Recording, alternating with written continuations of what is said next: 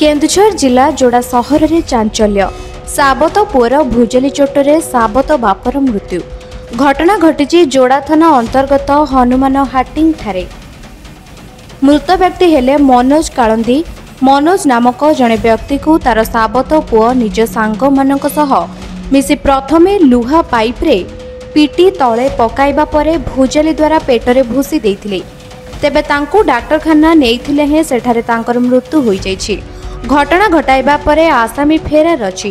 घटनास्थल रे पुलिस पहुंची घटनार तदंत आरंभ करिछि। कोन होछि घरु गले स्कूटी रे पछाड़े समय जुइतिले पछाड़े मारि दैछते स्कूटी भी पड़िछि आउ सेई मो पुत्रा को मारि के पकई दे एई तार पुओ एई तार पुओ आगु तो टेरी दारू भी कुछ नहीं घासड़ीटा से तार पुओ गुटे आ गुटे केकेना बहुत जन थिले दुई जन की पाइप टामती स्कूटी रे मारी पड़ी जाई मारी दै छते दळन कर पड़ला अब भुजाली चल गले आ कोन एठी ठक ठक करूछि देखबो नास्ता को देखो मु मिछो नहीं कहते भगवान तू चाहि कर मिते।